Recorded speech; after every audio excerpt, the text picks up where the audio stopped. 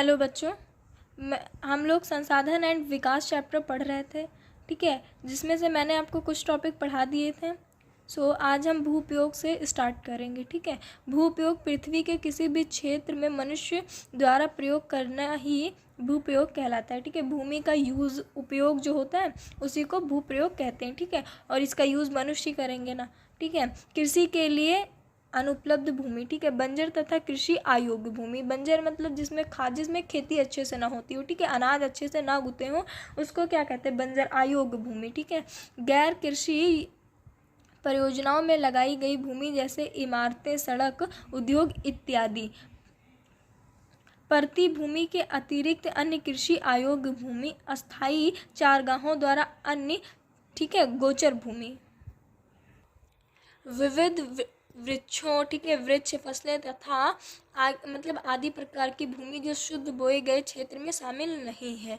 कृषि योग्य बंजर भूमि जहाँ 5 से अधिक वर्ष से खेती ना की गई हो। ठीक है, जब देखो कोई खेत ऐसा रहता है जिसमें देखो पहले पता है क्या होता था कि एक मतलब खेत में खेती करने के बाद उसे 2-3 साल के लिए छोड़ दिया जाता था खेती के लिए फिर से रेडी होने के लिए। ठीक है, परती भूमि, वर्तमान परती जहाँ एक कृषि वर्ष या उससे कम समय खेती ना की गई हो।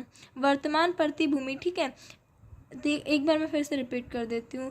वर्तमान परती जहाँ एक वर्ष से मतलब ज़्यादा समय हो गया हो या उससे कम समय हुआ खेती ना की गई हो। ठीक है, वर्तमान परती भूमि के अतिरिक्त अन्य परती भूमि या पुरातन परती जहाँ 1 से 5 साल कृषि से खेती ना की गई हो। ठीक है, शुद्ध बोया गया क्षेत्र, वह भूमि जिस पर फसलें उगाई व काटी जाती हैं वह शुद्ध बोया गया क्षेत्र कहलाता है। ठीक है, मतलब जहाँ हर साल खेती होती हो, हर साल पौधे बोए जाते हों। ठीक है, मतलब बीजें वगैरह बोई जाती हों, फिर जो भी अनाज होता है उसको काटा वगैरह मतलब क्या कहते हैं किया जाता हो। ठीक है, तो उसे क्या कहते हैं? शुद्ध क्षेत्र वो कहलाता है। एक कृषि वर्ष में एक बार से अधिक बोए गए क्षेत्र को शुद्ध बोए गए क्षेत्र से जोड़ दिया जाए तो वह सकल कृषक क्षेत्र कहलाता है। ठीक है, वन। भारत में भूपयोग प्रारूप। देखो, भू उपयोग को निर्धारित करने वाले तत्वों में भौतिक कारक जैसे भू आकृति, जलवायु और मृदा का आकार। ठीक है, ये सारी चीज़ें होती हैं। मानवीय कारक। ठीक है, मानवीय कारक जैसे जनसंख्या, घनत्व, प्रौद्योगिकी क्षमता, ठीक है, परंपराएं इत्यादि शामिल हैं। ठीक है, ये सारी चीज़ें क्या होती शामिल होती हैं। भारत का कुल भौगोलिक क्षेत्रफल 32.8 लाख वर्ग किलोमीटर है, परंतु इसके 93% भाग के ही भू उपयोग करोड़ों उपलब्ध हैं। ठीक है, क्योंकि पूर्वोत्तर प्रांतों में असम को छोड़कर अन्य प्रांतों में सूचित क्षेत्र के बारे में जानकारी उपलब्ध नहीं है। ठीक है, मतलब कोई भी जानकारी प्राप्त नहीं है। ठीक है, उन्हें कुछ नहीं पता है। कहाँ छोड़कर? असम को छोड़कर। बट ठीक है, इस चीज़ का आप ध्यान रखिएगा। इसके अलावा जम्मू और कश्मीर में पाकिस्तान और चीन अधिकृत क्षेत्रों में भूमि प्रयोग का सर्वेक्षण भी नहीं हुआ है। ठीक है, भूमि निमीकरण और संरक्षण उपाय। ठीक है, भू निमीकरण के कारण पेड़ पौधे एवं फसलों की वृद्धि के लिए आवश्यक प्राकृतिक तत्व की कमी होनी ही भूमि निमीकरण कहलाता है। ठीक है, देखो मैं एक बार फिर से रिपीट कर रही हूँ। पेड़ पौधे, ठीक है, पेड़ पौधे एवं फसलों की वृद्धि मतलब उनका विकास, ठीक है, के लिए आवश्यक इम्पॉर्टेंट प्राकृतिक तत्वों की कमी मतलब जैसे उपवर्ग खाद वगैरह की कमी भू निमीकरण कहलाता है। इसके लिए अनेक कारण उत्तरदायी हैं। इसके लिए बहुत सारी चीज़ें उत्तरदायी हैं, मतलब इसके लिए अनेक कारण हैं या अनेक वजह हैं। ठीक है, खनन के पश्चात खदानों को कचरों के साथ छोड़ दिया जाता है। ठीक है, मतलब क्या करते हैं, कई बार जो खनन होता है उनको कैसे करते हैं? कचरों वगैरह के साथ छोड़ देते हैं। ठीक है, जो बच्चे गांव में रहते होंगे उन्होंने तो शायद देखा होगा। ठीक है, जिससे जब वर्षा होती है, ठीक है, वर्षा मतलब बारिश, जिससे जब वर्षा होती है या तेज़ हवा चलती है तो यह कचरा बहकर भूमि में फैल जाता है। ठीक है, ये क्या करता है? ये कचरा जब हवा वगैरह चलती है तो क्या होता है? इधर का कूड़ा उधर, उधर का कचरा उधर, तो ये क्या करता है? ये कचरा जो होता है ये फैल जाता है, मतलब उड़कर इधर उधर, तो क्या होता है? पूरी भूमि पर ये फैल जाता है और भूमि को प्रदूषित कर देता है। ठीक है, भूमि क्या, अब देखो भाई कहीं भी कचरा पड़ा रहेगा तो वो जगह क्या होगी, प्रदूषित ही होगी ना।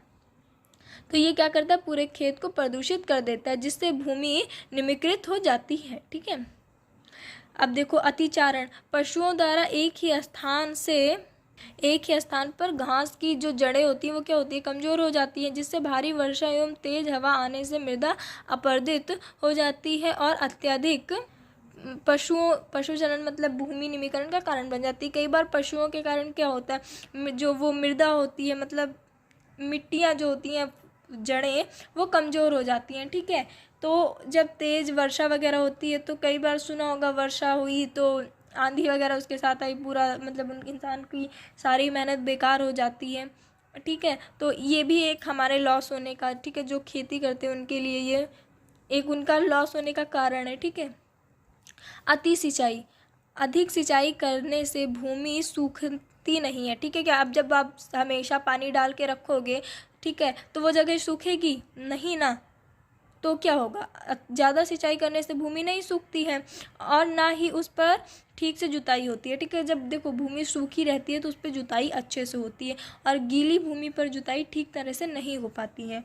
ठीक है, तो इसलिए भूमि को अत्यधिक नहीं सींचना चाहिए, जिससे कि मतलब जुताई अच्छे से हो सके। ठीक है, जिससे मृदा निम्नकृत होती है, इसे जल क्रांत भी कहा जाता है। ठीक है, औद्योगिक प्रदूषण, उद्योगों से निकलने वाले कचरा नालियों के द्वारा नालियों और भूमि में फैल जाते हैं, जिससे भूमि प्रदूषित हो जाती है, जो भूमि निम्नीकरण का कारण बनती है। ठीक है, इसको मैं अभी आपको ऊपर समझा चुकी हूँ। वनोन्मूलन, शहरीकरण एवं औद्योगिकरण के कारण वृक्षों को कटाव निरंतर बढ़ता जा रहा है। ठीक है, क्या होता है, शहरीकरण या औद्योगिक के कारण वृक्षों का कटाव, पेड़ पौधों का कटाव बढ़ता जा रहा है, अब तो हद होती जा रही है। ठीक है, जिस कारण मृदा अपरदन की समस्या सामने आई है, क्योंकि पेड़ पौधे अपनी जड़ों से भूमि को पकड़ कर रखते हैं। पेड़ पौधे क्या करते हैं, जब पेड़ वेड़ बड़े हो जाते हैं तो कितनी गहराई तक उनकी जड़ें रहती हैं। ठीक है, बहुत गहराई तक उनकी जड़ें फिर फैल जाती हैं, तो वो भूमि को क्या करती हैं, पकड़ कर रखती हैं। साथ ही इनकी पत्तियां भूमि से मिलकर भूमि को उपवर्ग बना देती हैं। ठीक है, पेड़ पौधों की जो पत्तियां होती हैं ये जब भूमि में मिलती हैं तो क्या होता है, भूमि गीली होने की वजह ये उसमें ऐसे मिक्स हो जाती हैं कि उसी में एक तरह से कहा जाए तो ये सड़ जाती हैं। ठीक है, तो ये उपवर्ग मतलब फ़ायदेमंद होती है, परंतु वृक्षों के कटाव से भूमि निम्नीकरण में वृद्धि हुई है। ठीक है, भू संरक्षण के उपाय, ठीक है, भूमि संरक्षण के उपाय कौन कौन से हैं, उन सभी उपायों एवं तरीकों को अपनाना जो भूमि के उर्वरता को मतलब बना के रखे। ठीक है, जिससे अच्छे अनाज किसानों का प्रॉफिट हो। ठीक है, वनोरोपण, वृक्षों का हमारे जीवन में बहुत कुछ महत्व है। ठीक है, वृक्ष हमारे लिए बहुत ज़्यादा इम्पोर्टेंट है। ठीक है, हम मतलब वृक्षों के बिना हमारा जीवन असंभव है। हम सभी को वृक्ष लगाने चाहिए। ठीक है, हाँ, हम सबको वृक्ष लगाने चाहिए। ठीक है, तथा शहरीकरण के कारण निरंतर बढ़ रहे वृक्षों के कटाव को रोकना चाहिए। हम किसी को भी पेड़ काटते वगैरह देखें, हम उनसे ज़बरदस्ती नहीं कर सकते। ठीक है, पर हाँ इतना ज़रूर कह सकते हैं कि ये गलत है, हम अपने पैर पर ही कुल्हाड़ी मार रहे हैं। ठीक है, फ्यूचर में हम खुद सोचेंगे और पछताएंगे, और पछतावा ना करने से अच्छा है कि हम अभी खुद को रोक लें, क्योंकि वृक्ष अपनी जड़ों से मृदा को पकड़ कर रखते हैं, जिसके कारण भूमि की प्रचुरता बनी रहती है। ठीक है, वो क्या करते हैं, अभी आपने देखा होगा जब कोई बड़ा पेड़, पुराना पेड़ हो तो कितनी गहराई तक उसकी जड़ें चली जाती हैं और जकड़ कर पकड़ कर रखती है, मिट्टी से जुड़ी रहती हैं। ठीक है, पशुचारण, पशुओं के निरंतर एक ही स्थान पर चरने से घास की जड़ें कमज़ोर हो जाती। ठीक है, जो पशु होती हैं वो क्या करती हैं, खेतों वगैरह में चली जाती हैं, एक ही जगह चरा करती हैं मतलब खाया करती हैं, जिससे उनकी जड़ें कमज़ोर हो जाती हैं। कमज़ोर मतलब वीक, कमज़ोर को इंग्लिश में वीक बोलते हैं। ठीक है, तो क्या होती हैं, वो जड़ें कमज़ोर हो जाती हैं, जिससे मृदा अपरदन की संभावनाओं में वृद्धि होती है, जिससे मृदा अपरदन ज़्यादा होता है। ठीक है, इसलिए हमें पशुचारण पर नियंत्रण करना चाहिए। ठीक है, रक्षक मेखला, वृक्षों को एक कतार में लगाकर रक्षक मेखलाएं बनाई जाती हैं। ठीक है, वृक्षों को एक कतार मतलब एक लाइन, मतलब एक स्ट्रेट लाइन में लगाना चाहिए, कैसे, सीधी रेयर में, ठीक है, लगाना चाहिए, जिसके कारण हवा की तीव्रता को कम किया जा सकता है। ठीक है, हवा मतलब जब तेज़ हवा चलती है तो उससे मतलब उसके कारण जो हमने एक स्ट्रेट लाइन में पेड़ लगा के रखा है, वृक्ष लगा के रखे हैं, उससे उन्हें जो तेज़ हवाएं चलती है उससे मतलब फसलों का नुकसान कम होगा। ठीक है, ऐसे इन्हें तीव्र हवाओं को क्या किया जा सकता है, कम किया जा सकता है। ठीक है, इससे मृदा की ऊपरी सतह हवा से कम उड़ती है। ठीक है, मतलब क्या होता है, मृदाएं उड़कर हवा कहाँ तक लेके जाती है, क्या भरोसा है।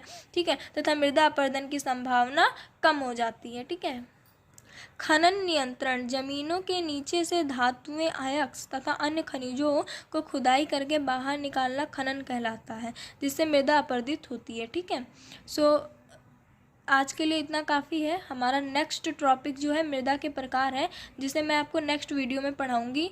ठीक है, और वो वीडियो भी आपको बहुत जल्दी मिलेगी। तब तक आप इतना कंप्लीट कीजिए, नोट्स बनाइए, याद कीजिए, और आपको कुछ ना समझ में आए तो प्लीज़ मुझे कमेंट में बता दीजिएगा। Thank you.